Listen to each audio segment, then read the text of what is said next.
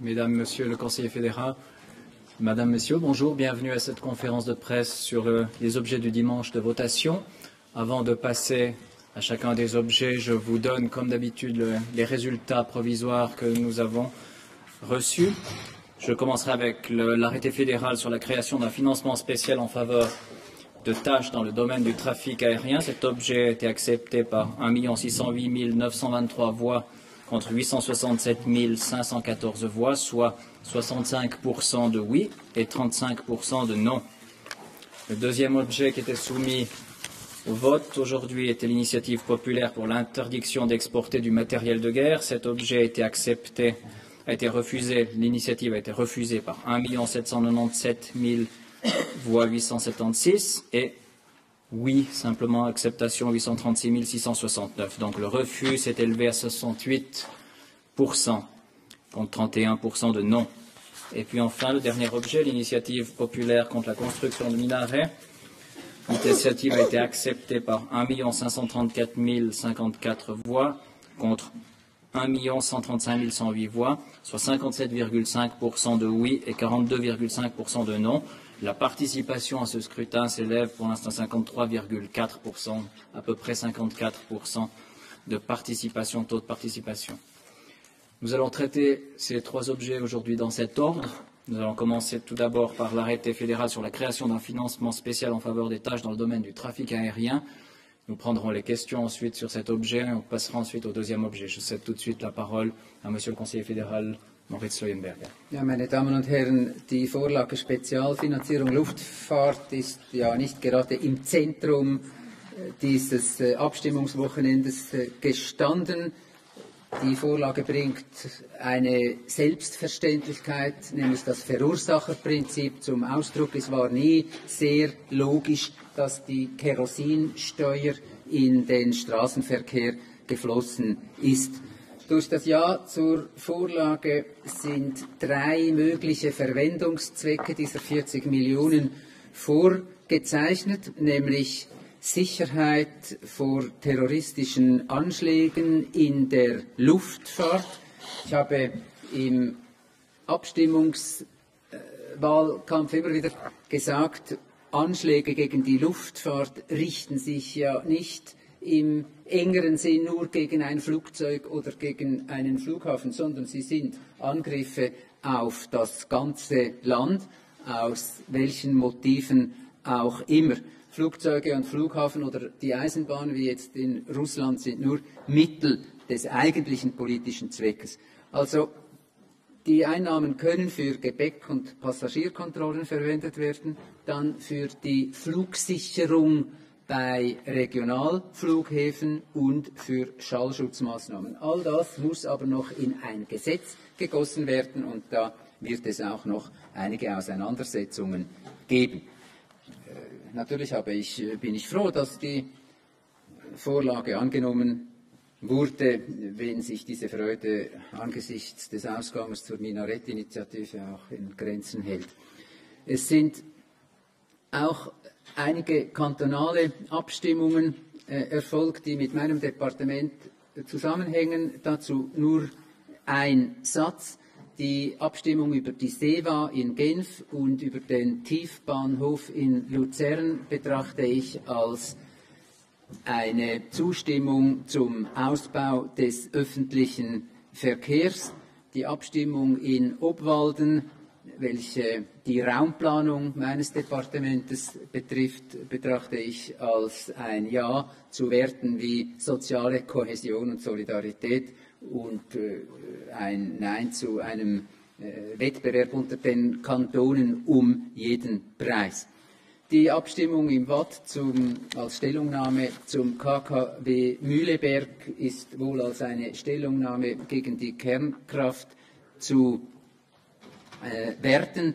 Hingegen werden wir den Entscheid über die Aufhebung der Befristung bei Mühleberg nach juristischen Motiven fällen müssen, weil es ein justiziables Verfahren ist. Aber dieser Entscheid steht jetzt nicht unmittelbar bevor. Wir werden diese Abstimmung, wie es auch der Sinn dieser Abstimmung war, gewichten beim politischen Ermessensspielraum, den wir allenfalls haben werden. Merci, Monsieur le Conseiller fédéral. Est-ce que vous avez des questions sur l'un ou l'autre de ces objets de votation qui viennent d'être évoqués? Si ce n'est pas le cas, je propose qu'on passe tout de suite au deuxième objet du jour, donc l'initiative populaire pour l'interdiction d'exporter du matériel de guerre qui a été rejetée. Et je passe tout de suite la parole à Madame la Conseillère fédérale.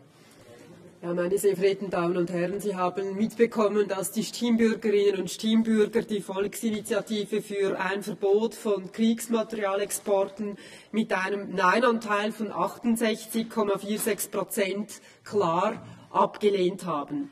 Das Nein der Stände fiel dabei ebenso deutlich aus. Kein Kanton hat die Initiative angenommen. Damit hat das Volk nach 1972 und 1997 zum dritten Mal ein Ausfuhrverbot von Schweizer Rüstungsgütern verworfen.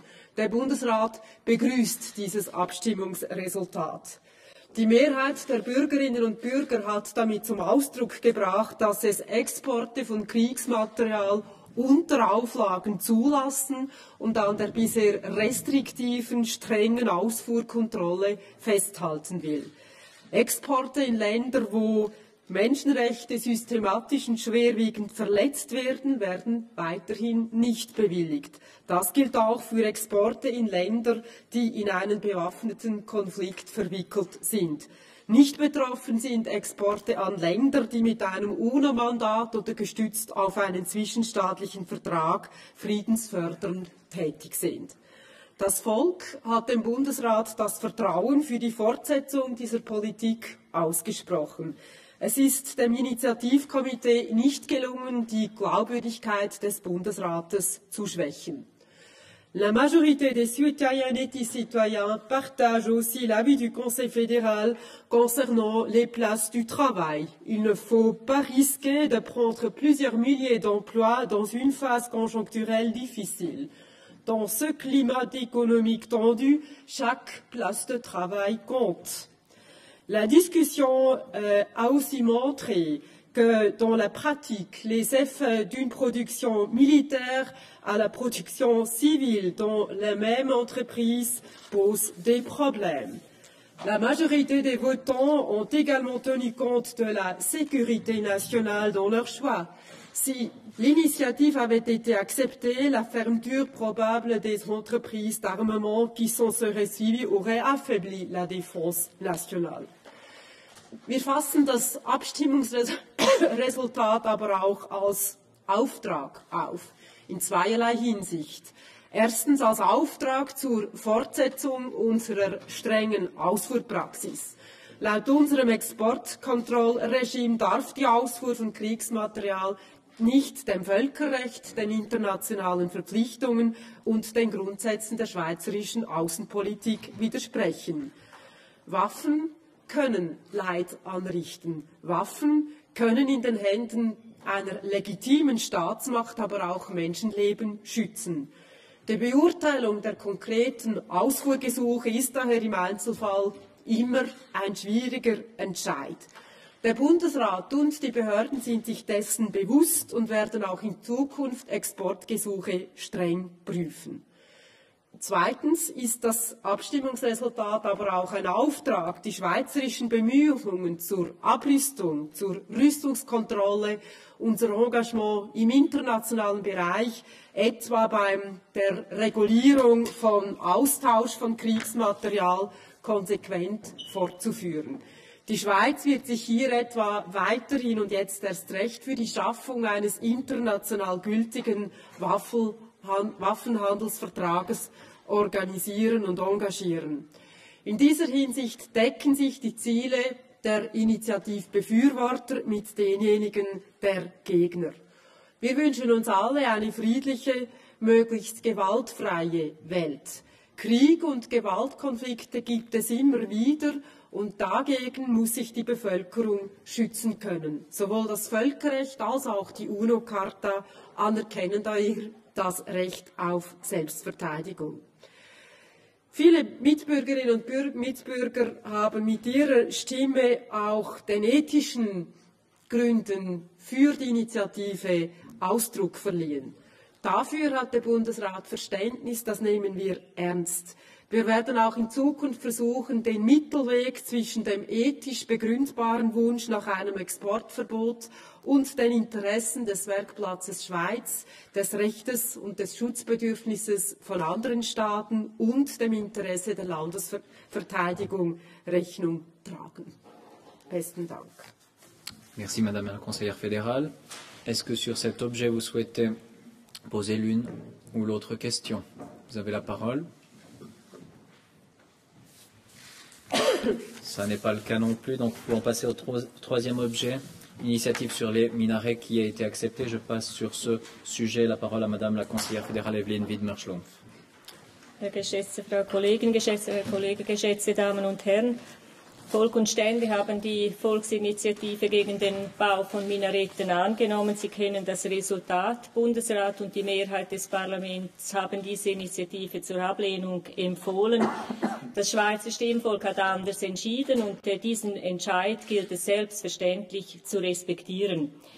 Der nun in die Bundesverfassung aufgenommene Artikel 72 Absatz 3 verbietet die Errichtung neuer Minarette in der Schweiz. Das heißt also, die bereits bestehenden Minarette in Genf, Zürich, Winterthur und Wangen bei Olten sind davon nicht betroffen, selbstverständlich nicht betroffen. Das Bauverbot, das neu nun in der Bundesverfassung steht, ist direkt anwendbar. Es braucht keine zusätzlichen Bestimmungen zur Umsetzung. Und dieses Bauverbot, das ist auch wichtig zu erwähnen, dieses Bauverbot gilt einzig für Minarette, also nicht für Moscheen, nicht für andere Kultusstätten, Gebetsstätten der muslimischen Glaubensgemeinschaft. Diese können nach wie vor im Rahmen des bisherigen oder des bestehenden geltenden Bauraumplanungsrechts, Immissionsrechts, Gemeinde, Kanton errichtet und betrieben werden. Das heißt also, dass Muslime in der Schweiz nach wie vor ihren Glauben ausüben können. Der Entscheid richtet sich, ich möchte das noch einmal betonen, einzig gegen den Bau von Minaretten. Das haben im Übrigen auch die Initiantinnen und Initianten stets betont, dass ein Verbot für Minarette keine Absage an die muslimische Glaubensgemeinschaft sein soll, und daran wollen wir uns alle halten. Das Grundrecht der Glaubens- und Gewissensfreiheit in Artikel 15 der Bundesverfassung garantiert, das haben wir im Vorfeld dieser Abstimmung immer wieder betont, garantiert zum einen die Religionsfreiheit, soweit sie die Kundmachung des Glaubens betrifft, also auch die Möglichkeit, äußere Signale dafür zu tragen oder eben ein Minarett zu bauen. Die Freiheit besteht aber selbstverständlich, und das ist der innere Kern und das ist der wesentliche Kern, die Freiheit, die Religions-, die Glaubens- und Gewissensfreiheit nach Artikel 15 der Bundesverfassung besteht in erster Linie darin, die Möglichkeit haben, sich zu einem Glauben zu bekennen, diesen Glauben, diese Religion allein oder in einer Gemeinschaft mit anderen praktizieren zu können. Und diese innere Religionsfreiheit wird durch diese Abstimmung in keiner Art und Weise tangiert. Der heutige Volksentscheid ist zweifellos der Ausdruck gewisser Ängste und Unsicherheiten in der Bevölkerung. Ängste, dass islamistisch-fundamentalistische Tendenzen, islamistisch-fundamentalistisches Gedankengut überhand gewinnt, zur Etablierung führt von Parallelgesellschaften oder mindestens dazu führen könnte. Parallelgesellschaften, die sich abschotten würden, unsere staatlichen und gesellschaftlichen Traditionen ablehnen könnten und unsere Rechtsordnung missachten. Das war ja immer wieder die Argumentation im Vorfeld dieser Abstimmung. Diese Sorgen, diese Unsicherheiten sind ernst zu nehmen. Das hat der Bundesrat im Übrigen seit je getan, solche Sorgen und Ängste ernst genommen. Das wird er auch in Zukunft tun. Der Bundesrat und mit ihm die große Mehrheit des Parlaments haben jedoch immer zum Ausdruck gebracht, dass eine ein Verbot von Minaretten im Kampf gegen extremistische Bestrebungen kein taugliches Mittel ist, dass es hierfür andere Maßnahmen braucht, und die sind wir auch gewillt anzuwenden, die sind wir auch gewillt durchzusetzen. Staatliches Recht gilt in der Schweiz unbeschränkt, gilt für alle, unabhängig von der Religionsgemeinschaft, der man angehört. Niemand kann sich unter Berufung auf irgendwelche religiöse Vorschriften über staatliches Recht hinwegsetzen. Umgekehrt müssen sich auch alle Menschen, die in unserem Land sich aufhalten, hier wohnen, darauf verlassen können, dass dieses staatliche Recht sie ebenso schützt wie die Bewohnerinnen und Bewohner, die hier leben und einen anderen Glauben praktizieren. Wir dürfen nicht übersehen, auch heute nicht, dass die große Mehrheit der Musliminnen und Muslime in der Schweiz unsere staatliche Rechtsordnung vollumfänglich akzeptiert, uns überhaupt keine Probleme macht, dass sie hier lebt und sich integriert hat. Und es darf nun nicht dazu führen, dass dieser Volksentscheid zu gegenseitigem Misstrauen führt. Das wäre sehr schade, es wäre sehr schlecht. Ausgrenzung und Abschottung aufgrund religiöser Überzeugungen, aufgrund kultureller Unterschiede wären für die Schweiz, für unsere weltoffene Schweiz, ein sehr schlechtes Signal. Wir sind auf funktionierende Außenbeziehungen angewiesen. Wir sind darauf angewiesen, dass wir im Ausland Verständnis haben, auch für unsere Haltung. Und wir leben ja in unserem Land mit verschiedensten Minderheiten auf kleinstem Raum zusammen. Gerade auch darum ist es wichtig, dass wir einander mit Verständnis begegnen und nicht mit Misstrauen. Der Religionsfrieden war in der Schweiz ein wesentliches Element des Erfolgsmodells, also er gehört zu einem der wesentlichen Elemente des Erfolgsmodells Schweiz. Die Sicherung dieses Erfolgsmodells und damit auch des Religionsfriedens ist ein dynamischer Prozess, ein fordernder Prozess, den wir uns alle zu stellen haben, Religionsgemeinschaften, staatliche Organisationen, aber auch die Bürgerinnen und Bürger in unserem Staat. Welche Konsequenzen können sich nun aus dieser Abstimmung ergeben, beziehungsweise was sind die Konsequenzen, was steht nun im Vordergrund? Sind zwei Aspekte, die im Vordergrund stehen. Zum einen ist es selbstverständlich die Umsetzung dieses Artikels 72 Absatz 3 beziehungsweise dieses Absatz 2, Absatz 3 des neuen Absatz 3 von Artikel 72. Und zum anderen ist es, und das scheint uns besonders wichtig, dem Bundesrat besonders wichtig, es ist die Fortführung eines offenen, eines konstruktiven Dialogs zwischen religiösen und gesellschaftlichen Gruppierungen, die in unserem Land leben, und den Behörden. Was die Umsetzung betrifft, so ist der Entscheid von Volk und Ständen zugunsten dieses Verbots selbstverständlich zu respektieren und aufzunehmen. Wir haben, und das möchte ich einfach hier noch einmal festhalten, im Vorfeld dieser Abstimmung darauf hingewiesen, dass dieser Artikel 72 Absatz 3 nicht in Übereinstimmung steht mit den entsprechenden Vorschriften der Europäischen Menschenrechtskonvention und des UNO-Paktes II und dass diese Verträge für uns selbstverständlich verbindlich sind, die völkerrechtlichen Garantien für uns verbindlich sind. Die Frage, wie sich der Europäische Gerichtshof für Menschenrechte bei einer allfälligen Beschwerde verhalten würde, beziehungsweise was die Konsequenzen wären einer Gutheißung einer solchen Beschwerde, diese Frage werden wir beantworten müssen, wenn sie sich einmal stellt. Ich denke, wir werden dann eine gewisse Auslegungsordnung zu machen haben oder würden diese zu machen haben. Die Diskussionen im Vorfeld der Abstimmung haben gezeigt, dass die Debatte über religiöse Bekenntnisse im Spannungsfeld von Religionsfreiheit, staatlichen Vorgaben und gesellschaftlichen Erwartungen eine zentrale Bedeutung hat und dass wir diese Diskussion ganz offen, ganz konstruktiv und noch viel intensiver weiterführen müssen, wollen. Eine Diskussion, die im Übrigen schon seit Jahren in Gang ist zwischen Gesellschaft, zwischen staatlichen Organisationen und religiösen Organisationen.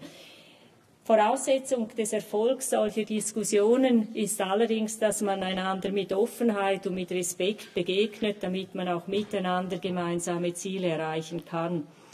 Das heutige Abstimmungsergebnis ist Ausdruck der Sorge der Bevölkerung Unsere Staats- und Gesellschaftsordnung könnte durch Nachgiebigkeit gegenüber fundamentalistisch-islamistischen Strömungen und Tendenzen ausgehöhlt werden. Das auf der einen Seite. Umgekehrt gibt es auch die Befürchtungen bei den gut integrierten Musliminnen und Muslimen, und diese sind in der Vielzahl in der Schweiz, gibt es die Befürchtung, sie könnten ausgegrenzt, sie könnten herabgesetzt werden. Die Volksinitiative bzw. die Diskussion im Zusammenhang mit dieser Initiative hat auf beiden Seiten die Ängste zutage gebracht, hat diese Ängste zum Ausdruck gebracht, und ich bin überzeugt, dass wir hier großen Handlungsbedarf haben, die Diskussion intensiv weiterzuführen. In der jüngeren Vergangenheit gelang es uns in der Schweiz sehr gut, religiös motivierte Spannungen abzubauen und Einzelprobleme zu lösen, pragmatische Lösungen zu finden. Wenn wir dies weiterhin mit Weitsicht, auch mit Augenmaß tun und Menschen mit einem anderen religiösen und auch weltanschaulichen Hintergrund nicht pauschal als bedrohlich, sondern potenziell eben auch als Bereicherung wahrnehmen, werden wir diesen Religionsfrieden auch künftig bewahren können. Der Bundesrat wird sich in jedem Fall mit aller Kraft dafür einsetzen. Merci, Madame la Conseillère fédérale. J'ouvre les questions-réponses. Monsieur Cavelti. Gibt es bereits Reaktionen aus dem Ausland? Befürchten Sie Probleme, dass es Probleme gibt mit einzelnen Staaten möglicherweise, und fürchten Sie, dass es im Inneren zu einer Radikalisierung kommt, vielleicht bei jungen Muslimen einerseits, andererseits, dass sich rechtsextreme Gruppierungen bestärkt fühlen durch den heutigen Ausgang? Also wir werden selbstverständlich jetzt, was das Innere anbelangt, wir werden den Dialog sehr intensiv jetzt führen, auch mit den Vertreterinnen und Vertretern der einzelnen Religionsgemeinschaften. Es gibt ja nicht den Islam, sondern es gibt verschiedene Gemeinschaften innerhalb dieses Islams. Wir haben mit den verschiedensten Gruppierungen Kontakte, und wir werden diesen Dialog pflegen, weiter pflegen, intensiv pflegen, um eben gerade zu verhindern, versuchen, dass fundamentalistische Tendenzen sich bemerkbar machen und dass wir hier Schwierigkeiten bekommen. Bis jetzt, und das möchte ich wirklich betonen, haben wir in den vielen Wochen, die wir diese Diskussion jetzt geführt haben, ja eine sehr sachliche Diskussion führen können. Auch die muslimische Religionsgemeinschaft hat sich sehr konstruktiv verhalten und hat sich auch in keiner Art und Weise provozieren lassen, was wirklich auch zur heutigen sachlichen Situation im Moment noch beigetragen hat.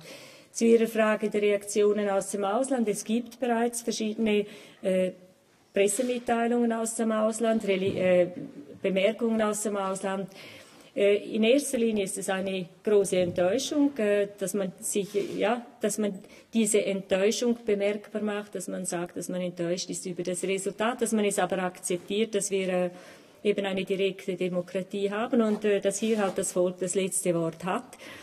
Es wird auch darauf hingewiesen, dass die Schweiz in gewissen Bereichen in letzter Zeit in den Außenbeziehungen Schwierigkeiten gehabt hat und dass diese Abstimmung uns die Zusammenarbeit, sage ich jetzt einmal, in Europa und in der Welt nicht unbedingt erleichtern wird. Im Sinne einer Frage wird dann aufgeworfen, das könnte Probleme oder Auswirkungen haben, Auswirkungen haben auf die wirtschaftlichen Beziehungen möglicherweise. Und in verschiedensten Kommentaren wird auch darauf hingewiesen, dass die Schweiz als Tourismusland, offener Gastgeber, hier ein Signal in die andere Richtung gesetzt habe. Das ist die heutige Reaktion, aber es ist nicht in irgendeiner Weise fundamental kritisch oder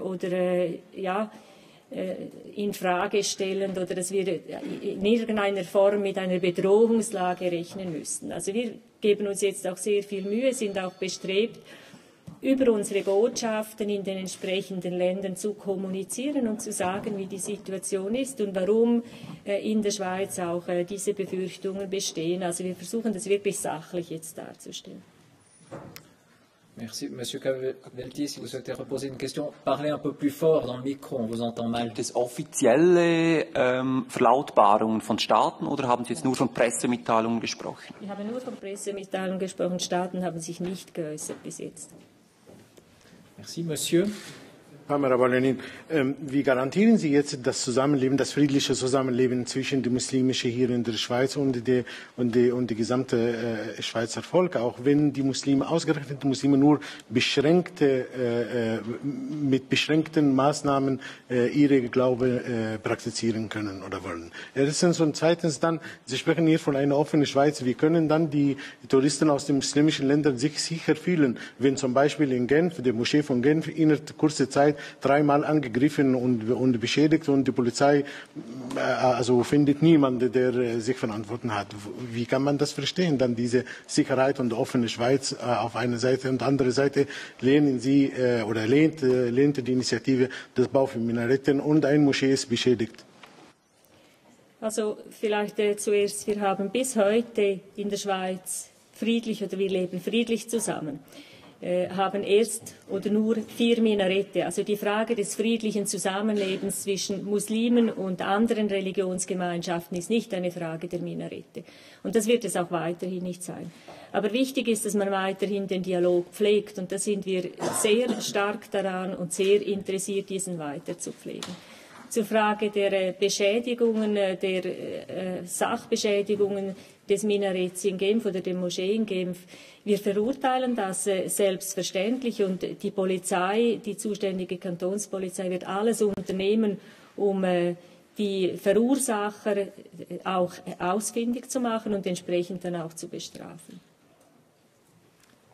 Merci. Monsieur. Oui. Alan Fisher from Al Jazeera English.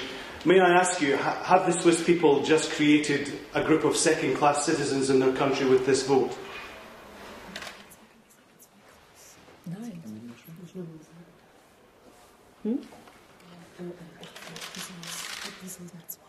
Ja, das ist schon eine Zweiklasse. Also ich gebe Ihnen auf Deutsch Antwort.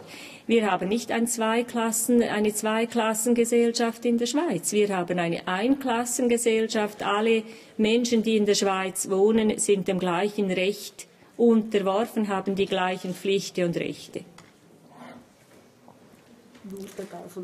Ja, also der Bau von Minaretten, aber das ist jetzt die Frage der Religionsfreiheit, der äußeren Religionsfreiheit. Diesbezüglich besteht jetzt für die Muslime eine Einschränkung. Aber nicht in der Glaubensausübung, auch nicht in der öffentlichen Glaubensausübung, weil sie ihre Moscheen, ihre Gebetsstätten selbstverständlich haben können, weiterhin haben dürfen, auch neu errichten, wenn das den Bauvorschriften der Gemeinden und des Kantons entspricht.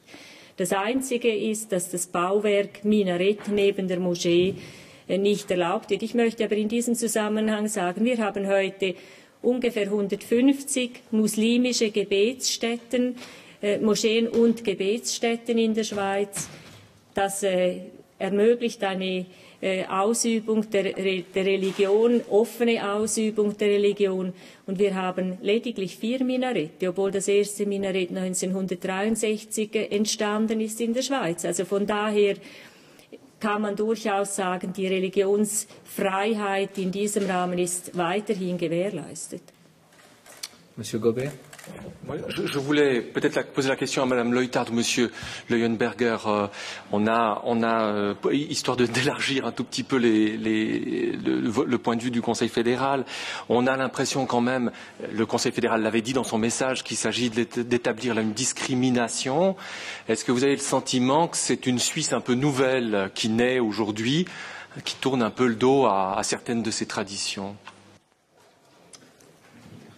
Ich glaube, der Bundesrat ist sicher als Kollegium enttäuscht, auch wenn wir diesen Volksentscheid akzeptieren, selbstverständlich. Aber wir sind enttäuscht, dass es uns nicht gelungen ist, zu überzeugen mit den Argumenten, die wir vorgebracht haben.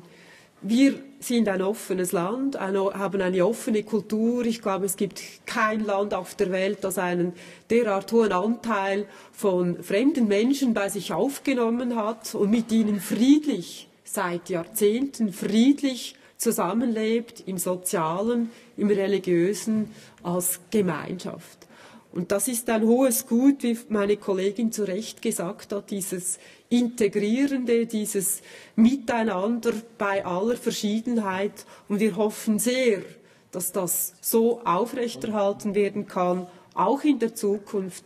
Und bei nüchterner Betrachtung dürfte ein Bauverbot von einem Minarett auch nicht wirklich diese Sicherheit, dieses Miteinander gefährden. Das ist unsere große Hoffnung und dafür wird sich der Bundesrat weiterhin einsetzen. Merci. Je crois que je vais continuer. Madame Zübler.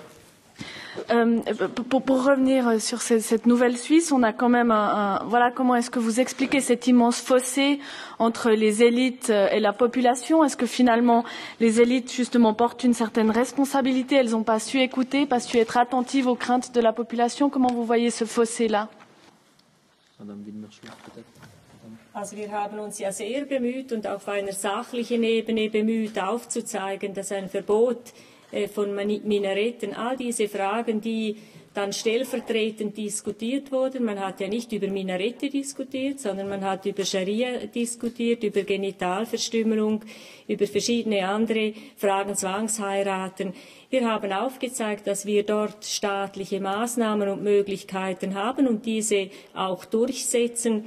Aber es war so stark emotionalisiert und wurde immer in einem Zug gebracht, dass es offensichtlich nicht möglich war zu überzeugen, dass wir hier eine Stellvertreterdiskussion geführt haben. Ich kann einfach hier sagen, ein Verbot der Minarette löst alle diese Probleme und Fragen, die wir haben, nicht. Die müssen wir tatsächlich auf einer staatlichen, auf einer ganz anderen Ebene angehen. Und vor allem müssen wir uns noch viel mehr darum bemühen, aufzuzeigen, was andere Religionen sind und was sie eben nicht sind, um solche Emotionalisierungen des Themas vermeiden zu können. Ich möchte dem vielleicht noch beifügen, es ist nicht so unbedingt klar, dass es hier einen Graben zwischen den sogenannten Eliten und dem Volk gebe, denn es haben auch aus intellektuellen Kreisen wurde dieser Initiative das Wort geredet. Und es bleibt auch abzuwarten, was denn im Detail wirklich die Motivation für dieses Ja gewesen ist. Das ist auf jeden Fall vielfältig und das wissen wir jetzt auch noch nicht genau, was alles zu diesem Ja geführt hat. Bleibt einfach zu hoffen, dass dann diese soziologische Eruierung mindestens so seriös ist wie die Prognose für das Resultat der heutigen Volksabstimmung. Aber man kann dem auch beifügen, dass der Religionsfrieden bei uns auch stets erkämpft worden ist und er auch immer Schwierigkeiten gehabt hat. Das gilt zum Beispiel gegenüber den jüdischen Mitbürgerinnen und Mitbürgern. Das ist ein langer Weg gewesen, bis sie die völlige Rechtsgleichheit gehabt haben. Und auch zwischen Katholiken und Protestanten gab es sehr lange ein Ringen. In Zürich war eine Weile es verboten, es waren katholische Kirchtürme erlaubt, aber sie durften keine Glocken tragen und läuten lassen. Oder? Also das musste auch zunächst überwunden werden. Und so sind wir noch vor einem langen Integrationsprozess auch in dieser Hinsicht. Merci. Oui, monsieur. Croyez-vous peut-être que la crise avec la Libye qui a rempli les médias pendant des mois en Suisse a pu avoir un impact déterminant sur la votation d'aujourd'hui? Das ist so ein Motiv, das noch zu eruieren bleibt. Oder? Das ist nicht ausgeschlossen, aber es wäre auch fahrlässig, das zu behaupten. Oder? Das wissen wir ja nicht. Oui, Monsieur. Vielleicht noch konkret, wie ist das jetzt zum Beispiel in Langenthal? Da wurde ein Minarett einmal bewilligt vorher. Das ist hängig, glaube ich, bei Kanton. Ist das jetzt Schluss, also mit Langenthal, oder ist da noch eine Ausnahme möglich? Was noch nicht definitiv bewilligt ist, beziehungsweise nicht rechtskräftig bewilligt ist, ist nach unserer Auslegung nicht mehr möglich. Also wir gehen davon aus, dass die 4 bestehenden unbestritten sind. Das ist auch so. Aber dass das, was noch in einem Beschwerdeverfahren drin ist, also noch nicht eine definitive Bewilligung hat, jetzt unter dieses Verbot fällt. Monsieur Alonso? Mais si je ne me trompe pas, à Langenthal, ils ont déjà dit qu'ils allaient faire recours contre cette décision, et si ce n'est pas à Langenthal, ce sera certains hommes politiques qui ont déjà dit qu'ils allaient faire recours à la Cour européenne des droits de l'homme.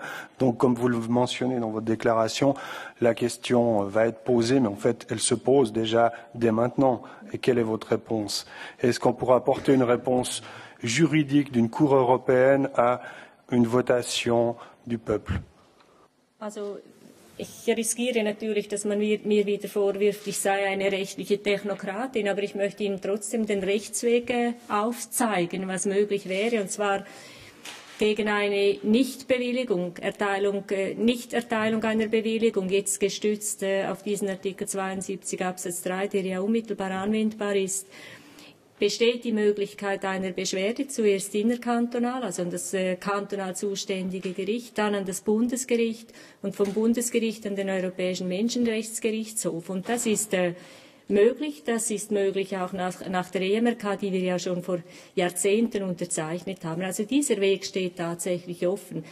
Wie der Europäische Menschenrechtsgerichtshof diese Situation beurteilen wird und was die Konsequenzen dann aus einem allfälligen ablehnenden Entscheid sind, beziehungsweise einer Gutheißung der Beschwerde sind, das können wir heute nicht sagen. Aber wenn wir allein jetzt die Bestimmungen anschauen der EMRK, dann sind sie klar. Merci. Monsieur? Würden Sie einen Gang nach Straßburg begrüßen? Ich habe das nicht zu beurteilen. Das haben die Interessenten oder Interessentinnen zu beurteilen, auch abzuwägen, was das für Konsequenzen hat, rechtlich und politisch. Oui, Monsieur.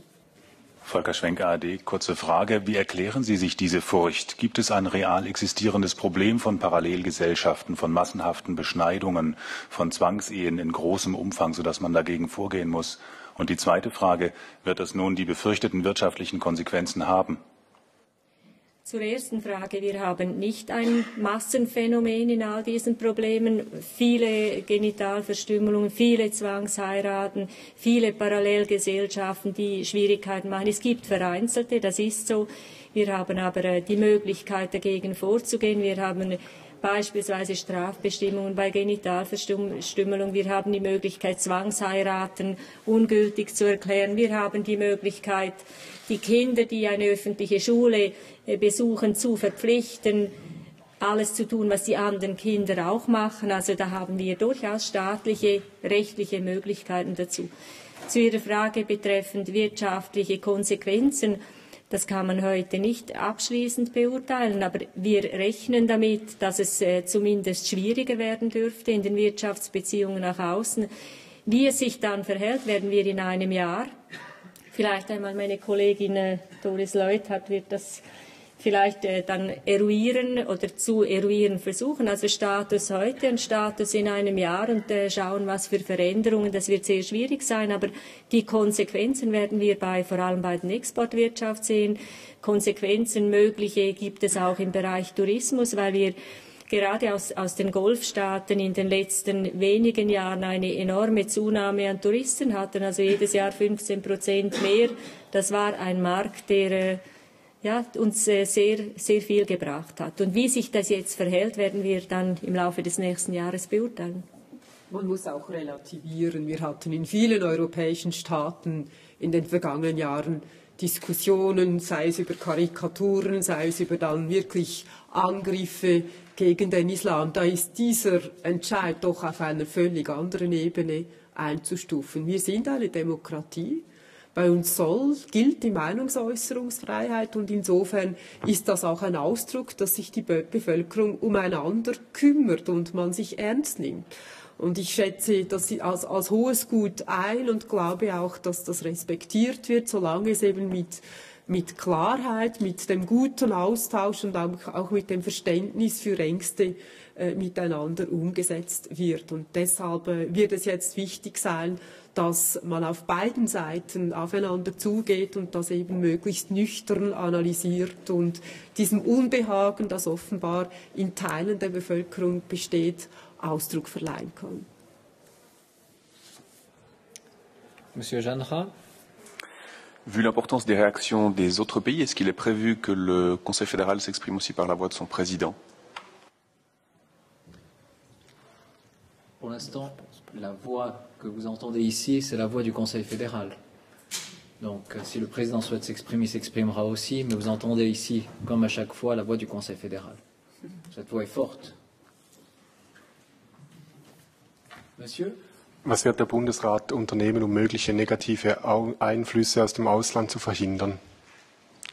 Also wir werden jetzt überall unsere Beziehungen spielen lassen, unsere Möglichkeiten spielen lassen, mit unseren Counterparts im Ausland zu sprechen, und zwar in allen Konferenzen, in denen wir präsent sind.